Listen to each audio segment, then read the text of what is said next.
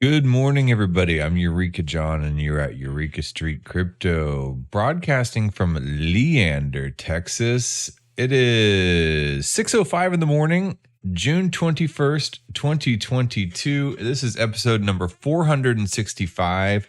If you're on a podcast platform, it'll say like 136 or something like that. But I've been going for a while, man. A lot longer than before I started going on the actual podcast platforms. I was doing YouTube and other platforms as well. So yeah. Anyway, so let's take a look at the crypto market and see what's going on. None of this is financial advice. None of this is even educational. It's just like my brain dump and my time to collect myself in the morning and to talk about the crypto market and see what's going on. All right, so let's go here and take a look at CoinGecko is what I use for my coin listings. You can use any other one. There's billions of them out there. Maybe not billions, but there's a lot of them out there. Some paid, some not paid, to look at all the different cryptocurrency prices by market cap or however you want to look at it. You can break them up into different categories, and there's Coin Codex, there's Coin Paprika, there's Coin Market Cap, which is the biggest one. CoinGecko is pretty big, and they just kind of list the coins by Coin Market Cap, and like I said, you can sort them however you want. By categories or whatever, gainers and losers, which ones have gained the most in the past 24 hours or week or whatever.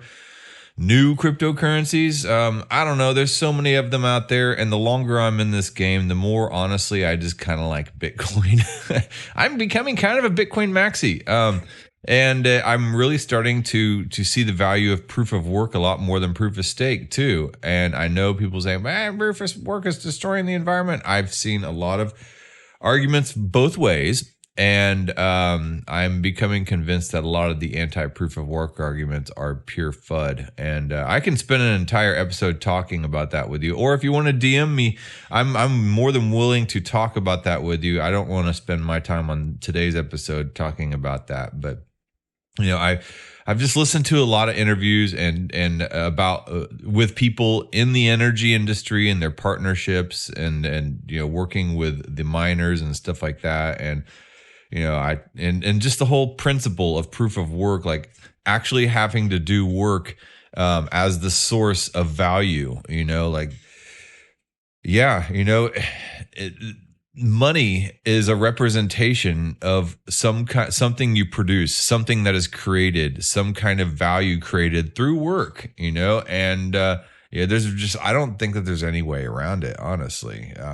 Proof of stake is great. It helps to secure a network, by preventing 51% attacks and things like that. And I have a couple videos I've done on that in the past. I'll bring up that video again in the near future as well. I'd like to do a proof of work versus proof of stake video, like an organized one. Anyway, so Bitcoin's at $21,259.20. Ethereum is at $1,159.77. Proof of work and proof of stake both have their place, I think. I don't think that one should, completely delete the other.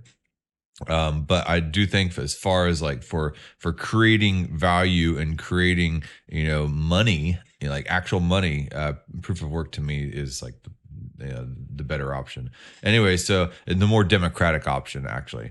Okay, so Bitcoin $21,259, Ethereum $1,159.77. And then we have Tether and USD stable coins. Binance at number 5 at 222.53. Binance USD at $1 because it's a stable coin.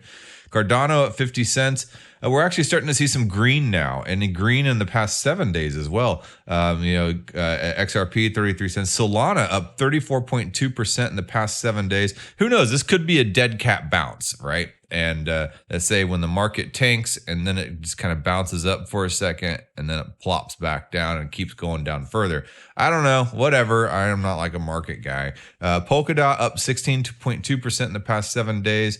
To $8.14. The Doge up 21.8% in the past 7 days. DAI stablecoin at number 12. Tron and at number 13. That's just so weird. I need to figure out why Tron has pumped up, even in this crappy market. Wrap Bitcoin, number 14. Shiba Inu. The meme coin is up 16.6% in the past 7 days. So the trend seems to be everything is on the up and up again. Chainlink up 25.8%. So that's good news. I like Chainlink. Let's see here. Near Protocol 4.1% up. Any other? So T Fuel up 23%, 23.0%. And okay, let's Theta Network up 17.2%. Elrond up 49.6%. Okay, so let me go to the biggest gainers and losers. I just want to take a look at that and see what's up. What's up, man? Who are the biggest gainers? It's probably just some total shite coin, because that's what happens. You get something that's worth like 0.00001 cent, and it's just like some total pump and dump. It's why I don't even look at this one. Yeah, see, like I said, there's like nothing I recognize in the total in the top gainers. Oh, Celsius Network actually gained 63.1%. Okay, so who knows? Maybe they said some magic words and suddenly achieved the confidence of all the people who lost faith in the Celsius Network. So the biggest losers, again, are a bunch of total shite coins, stuff like you don't recognize. And there are thousands of coins, tons of pumps and dumps. One of the first things I'm beginning to ask now with any project is, do you really need a coin? Like, why do you need a coin? Because besides Bitcoin and Ethereum, I'm starting to really become a little more discriminatory when it comes to these projects. I know that there's a lot of like experimentation in the space, but this recent crash has made me reevaluate. Is this like a scam, or is this like a legitimate like project for infrastructure? There's a lot of cool experimentation, like Origin Trail. I'm working on researching a video to talk about Origin Trail and the knowledge graph, and I think that is like a legit not Oregon Trail, Oregon, like the 80s, game that your computer science teacher would make you like program in BASIC. But Origin Trail, and it's a way to do decentralized knowledge graphs and supply chain tracking and stuff like that. Like that is like some kind of cool, legitimate, experimental, but use for some kind of altcoin project to implement some kind of token and coin system to be able to operate some kind of decentralized knowledge graph network. And see, like things like that are really cool. It's just a lot of times you have to watch out for like the fancy white paper, and then there's like nothing behind it, and that's what happened in 2017, is everybody was just like luring in these investors with all these white papers and these promises, and then like there was no substance behind it, and I'm guilty of that too. When I first got in, I was just like, every project I looked at looked like amazing, just totally mind-blowing, the way they described their project and why you would need the token and stuff like that. But then, when it's like theory and practice, and then once it started being put into practice, it's just like, and then everything just crashes.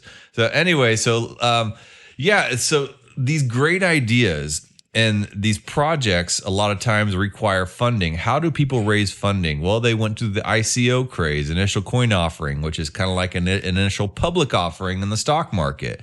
And that's what happened in 2017. Everybody was putting out these white papers and running these ICOs, pitching them to venture capitalists and everything like that, based on the whole premise of that they were in early for the initial coin offering, or a pre-mine, in which in a proof of work blockchain there was a some mining activity before the actual public release of it, so people could get in on the pre-mine and get the lower price. And so when everything pumped up, they were allowed to sell.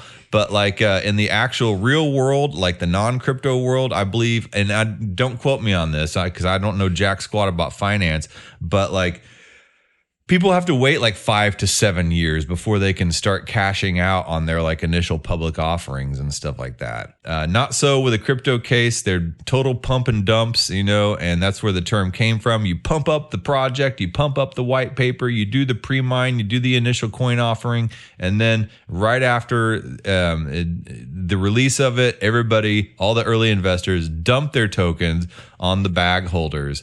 And that's how they you are the liquidity. So there are ways to get around this, and people have gotten creative with ways to raise money for their projects and to try to get things going off the ground. Sometimes word of mouth just isn't good enough. So there's something that's popped up called Gitcoin Grants, and I believe Gitcoin, one of the founders is Kevin Owocki, and he's one of the he's one of also in the Ethereum Foundation, I believe. They've come up with this idea called quadratic funding, and here's their website: discover and fund public goods. Gitcoin Grants sustain projects with quadratic funding. And what is quadratic funding? Well, it comes from the whole idea of quadratic voting, and quadratic voting is the idea that the more people vote for something, the more different people that vote for something, the more power that those votes have versus one person putting all their voting power towards something. So say two people have say you have like a house, and you have 50 people all voting on some different things, right? Okay, so say and each person gets 10 votes. So say one person donates all 10 of their votes to have some bill pass, right? And then you have 50 people each donate one of their votes, and say you have 10 different people each donate one of their votes towards that same bill. More power would be given to those 10 people that voted one of their votes towards another bill versus one person who donated 10 of their votes to another bill. So, I mean, that's a terrible explanation. All right, so let's go into quadratic funding. It's kind of based on the same principle. It's the whole idea of using the amount of people has more power than the amount of money being donated. So I will try to demonstrate that for you here. Actually, here's a little 60-second video. What is quadratic funding? Quadratic funding is the mathematically optimal way to fund public goods in a democratic community. All right. So let's watch this 60-second video, and maybe hopefully this will explain it for you. And for those of you listening, you can hear the audio, and it should work out. So hold on.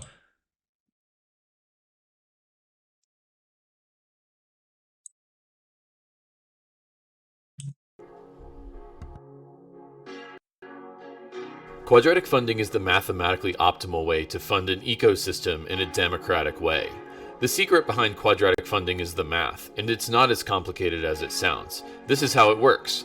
QF is basically a crowdfunding campaign wherein you match contributions from everyday citizens with a pool raised from bigger donors. The neat thing about quadratic funding is how it optimizes around the grants funded by the crowdfunding campaign.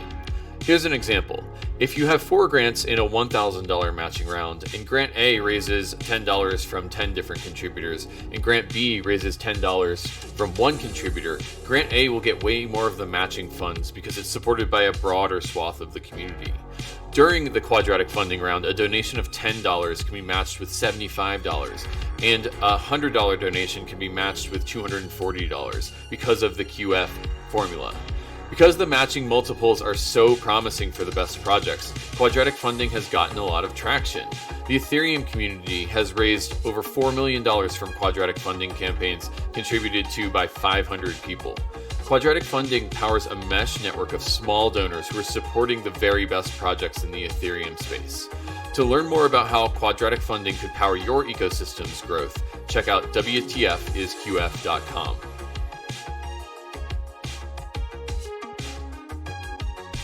Okay, yeah, I love the whole Miami Vice style '80s music. By the way, with the sunset and the yeah, I'm a big fan of that that type of '80s synth music.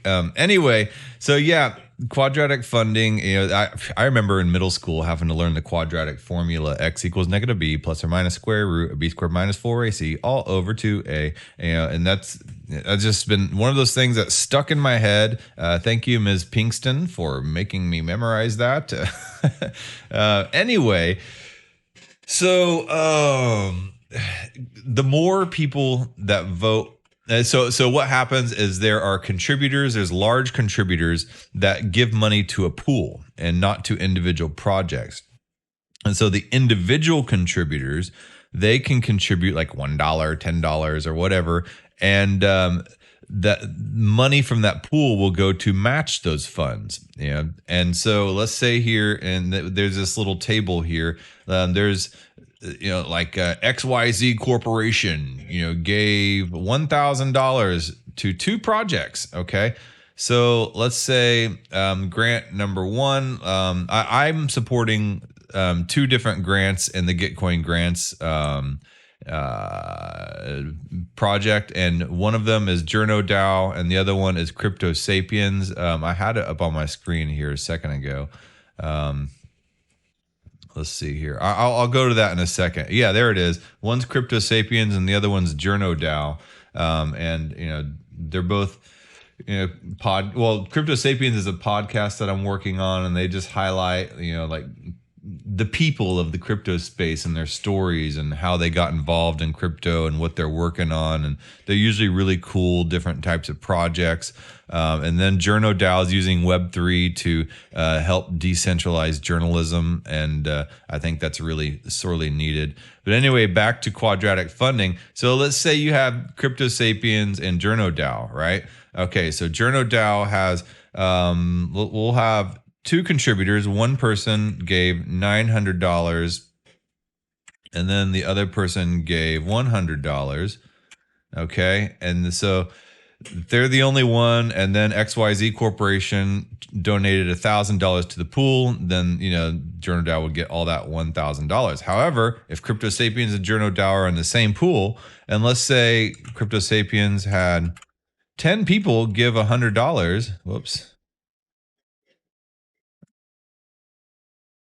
For $500, $600, $700, $800, $900, $1,000, or $1,000. So let's say 10 different people gave Crypto Sapiens $100 versus 2 people that gave JournoDAO. Sorry, JournoDAO, I'm not like picking on you or anything. One person gave $900 and one person gave $100. So JournoDAO would get $137 of the matched $1,000 pool, and Crypto Sapiens would get $862.07 out of the matched pool, because it shows that there's a larger swath of the populace that are for grant number 2, which in this case, I labeled as Crypto Sapiens. It could be JournoDAO too. But there's more matching funds that go towards the project that has a lot more people supporting behind it. And whether or not those people are able to give a lot more doesn't matter. They could all be given $100, and they could all be given $1, so that's kind of a cool thing. So there's, been a lot of people donating to the pools, like a lot of companies, so a lot of people are able to go pick their particular projects and then go donate to them. And like I said, 2 of those projects that I've picked are the Crypto Sapiens podcast and the JournoDAO using Web3 journalism. But you can go over here and you can just kind of like sort through them. So let's see here. This is the wrong one. This is Gitcoin. So Gitcoin is kind of like GitHub, you can build on projects together in an open source type of way. But look at this. Here's all the different pools. Like they have one. Here's the main pool: crypto advocacy, Ethereum infrastructure, ZK Tech. Let's see. Let's scroll down here. Web3 social projects advancing the Web3 social movement. The subgraph scholarships, open source projects supporting subgraphs. I mean, there's a whole Oakland local around restorative justice for Oakland youth. I mean, there's a bunch of different categories, and it looks like some of these larger entities donating. The matching partners are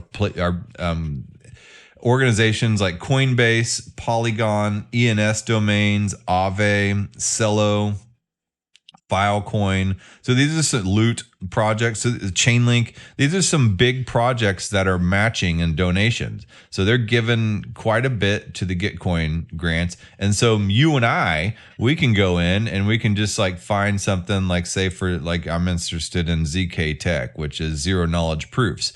And there's been $145,000 that's been given to zero knowledge proof technology to help develop that out. And I think ZK Zero Knowledge Tech is pretty interesting project. So this is for projects advancing zero knowledge tools, libraries, protocols, and communities. And then say for instance, this, what I talk about day in, day out on Eureka Street Crypto is nothing but this is just like a zero knowledge proof podcast. And all I talk about are zero knowledge proofs. So as a result, I would probably fall into this category of zero knowledge proof, and educating people on what zero knowledge proofs are, ZK Tech and everything like that. So I would enter this podcast into this category, ZK Tech. And then I would go out there and I would advertise, hey guys, I have this Gitcoin grant round going on, just like Crypto Sapiens and Journo DAO have done. And donate $1. I don't care how much, just donate $1. So you need to have DAI in your wallet, by the way. I found that out the hard way. I went to donate, and so you add to cart, and then it says, hey, how much would you like to donate? And I donated, I think $20 each to both Journo DAO and Crypto Sapiens.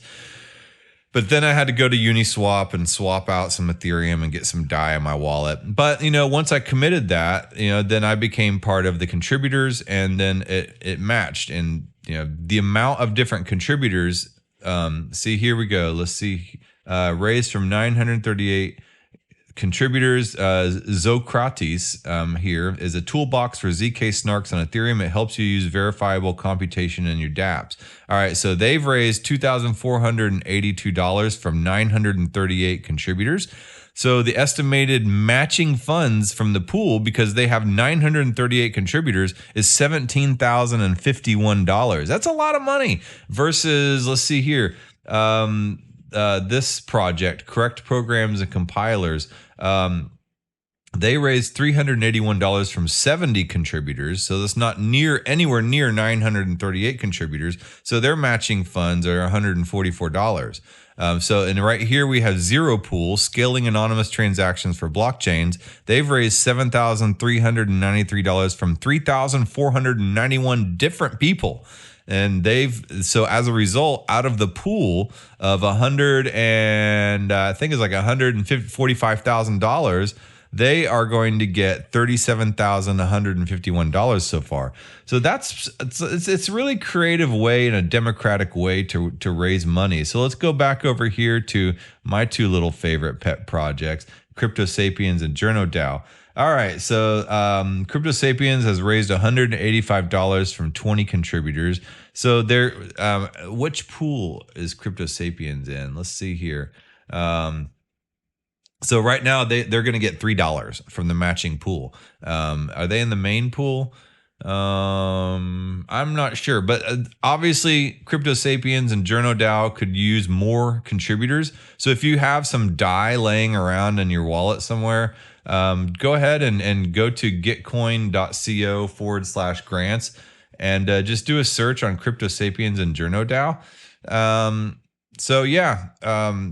Let's see here. They're in the main round. Okay, so they're not in any of the special subcategories, although they could probably be in the diversity, equity, and inclusion category, I would think. But they're not. So yeah, they could use some help. So all you do is you go click to add to cart, and you go here and check out one grant. I already did it. I don't have any DAI left in my wallet, but I'm just kind of showing you.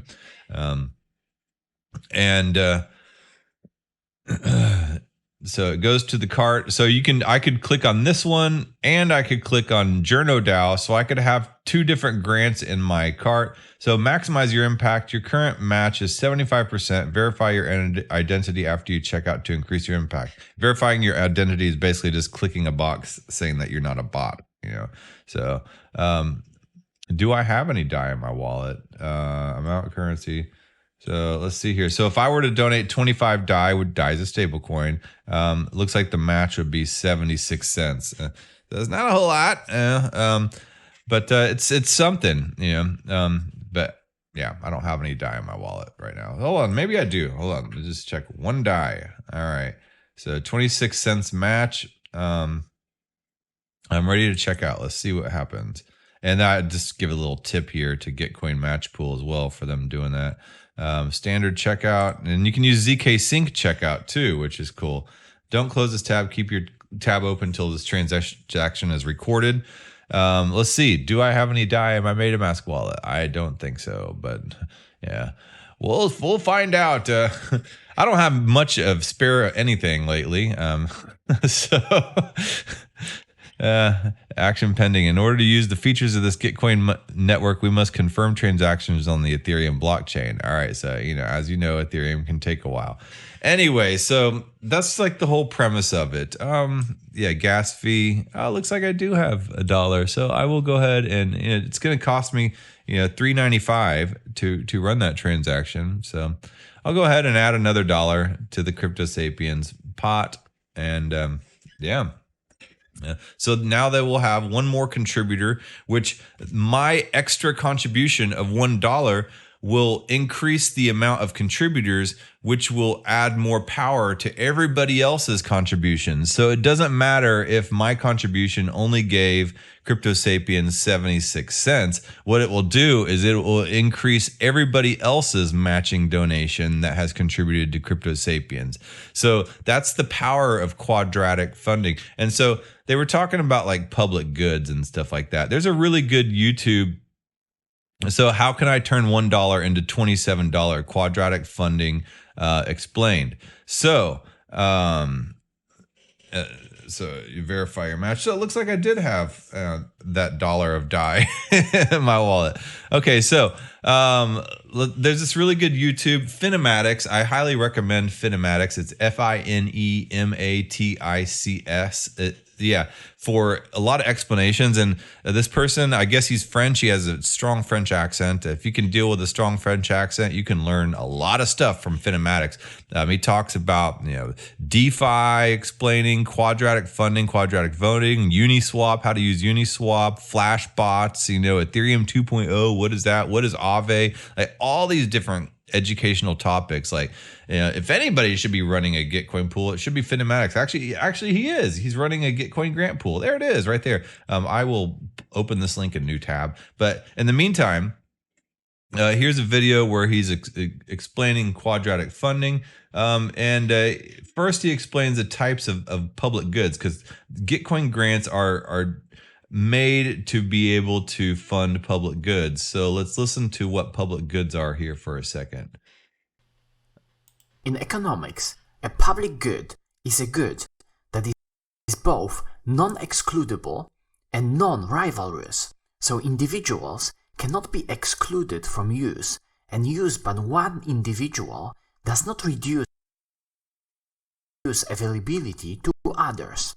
A public good can also be used simultaneously by more than one person.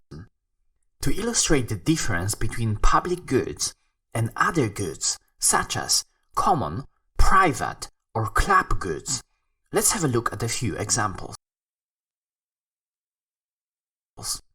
All goods can be classified by their excludability and by their rivalry. Okay, so let's start with excludable and rivalrous goods. This intersection represents private goods such as food, clothes, cars, and other consumer goods. Okay, so I'm running out of time, but basically he explains what public goods are, and that you can create like a little quadrant of excludable and non-excludable. Gitcoin Grants lays out the difference of what those are right here. So using markets to create impact, public goods are good. So that's what Gitcoin Grants are all about. They're about public goods. So there's rivalrous and excludable, which are in private goods falls into that. And that's food, clothes, cars, and other consumer goods. Those are things that people can fight over and things that run out, right? And then there's non-excludable and rivalrous. And those are things that don't really run out. They're available to everybody, so they're non-excludable, but there's things like fish, timber, and coal, but people still compete over those. And then there's in another quadrant down here, excludable goods, but non-rivalrous. So excludable meaning you got to pay money. You can be excluded from them. They're like a movie theaters, the theater on Broadway, private parks, satellite TV, but they're non-rivalrous. There's plenty of it to go around. And then there's non-excludable and non-rivalrous, and these are public goods. And that's things like clean air, infrastructure, privacy type of stuff. And he gives little tech examples of each one of these. And I think that's important to highlight real quick. Let's see where it is on this thing. Okay, so examples, yes. All right. So let's listen to this real quick. Benefit from quadratic funding. Open source projects and protocols built on publicly accessible infrastructure such as the Internet or the Ethereum blockchain, or useful libraries that can facilitate work of other software developers. Free education available to everyone, for example, a newsletter, a podcast, or a YouTube channel on decentralized finance. Free services, ethical hacking, finding vulnerabilities in open source projects. Okay, so there's 3 examples of public goods in the online tech area or open source projects. Free education. If you find my videos educational, maybe I should go get a Gitcoin grant, and if you want to donate to it, maybe on round 15, I'll do that once I can kind of like hone my videos to be a little more educational. And then free services, things like ethical hacking, finding vulnerabilities for free and stuff like that. People that do stuff out of the goodness of their heart. So yeah, these are things that you would find on Gitcoin Grants. Just like stuff that are public goods for the Web3 community. And I think that's pretty cool. Anyway, that being said, I've gone on 33 minutes. I got to go about my day. I got to get on and go run. So, I hope you guys have a good day. And go to gitcoin.co/grants. And I will link both Journo DAO and Crypto Sapiens in the video description, and gitcoin.co as well. And find a project you like if you don't like the 2 that I like. And go ahead and match and participate in this, and at least just to test out the system, just to kind of learn about what quadratic funding is, because I think it's pretty cool. It's a really cool way to fund things, so you don't have large entities just dominating and overriding each individual vote. Because a lot of people say, well, my vote doesn't matter. It doesn't matter. And so people become apathetic, and that's what's happened with the voting system, I believe, in the United States. I'm guilty of that too. Like, my vote doesn't matter. Who cares? It doesn't matter. So, but this is a way to actually make your vote matter. So, all right, man. I will talk to you all probably tomorrow. So, I'll talk to you then. Bye.